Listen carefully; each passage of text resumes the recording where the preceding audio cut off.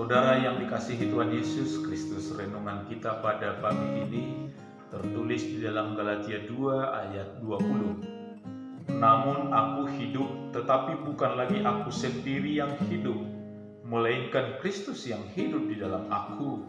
Dan hidupku yang kuhidupi sekarang di dalam daging adalah hidup oleh iman dalam Anak Allah yang telah mengasihi aku dan menyerahkan dirinya untuk aku. Saudara yang dikasihi Tuhan Yesus Kristus, sebelumnya Petrus yang disebut Kepas berbuat salah, di mana sebelum kalangan Yakobus datang, Kepas hidup berdampingan, bahkan sehidangan dengan orang-orang yang tidak bersunat. Namun setelah kedatangan kalangan Yakobus, Kepas menjauhi orang-orang yang tidak bersunat dan takut kepada orang-orang yang bersunat. Kepas tidak menunjukkan dirinya sebagai seorang yang hidup dalam Kristus. Bahkan Barnabas juga sempat terseret ke dalam hidup dalam kemunafikan tersebut.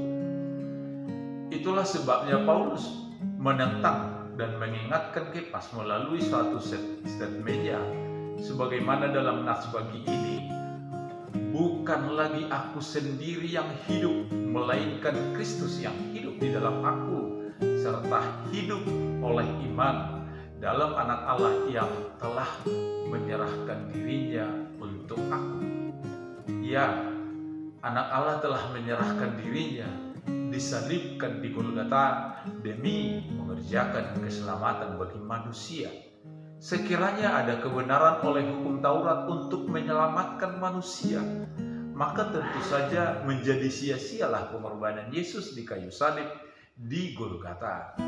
Kita tahu bahwa tidak seorang pun yang dibenarkan oleh karena melakukan hukum Taurat, tetapi hanya karena iman dalam Yesus Kristus, sebagaimana yang disebut oleh Martin Luther dengan sola fide, dan hanya karena Kristus disebut dengan sola Christus. Maka dengan demikian, bersyukurlah selalu sebab Allah telah membuat rancangan keselamatan kita melalui anaknya Yesus Kristus, dan selalulah hidup dalam Kristus yang adalah satu-satunya jalan keselamatan kita. Amin. Kita berdoa.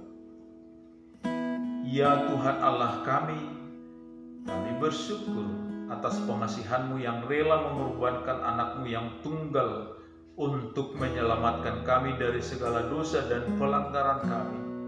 Ya Yesus, Anak Allah, tetaplah Engkau selalu tinggal dan selalu menguasai hati dan pikiran kami, supaya kami tetap setia hidup di dalam Engkau. Dengarkan kami Tuhan. Amin.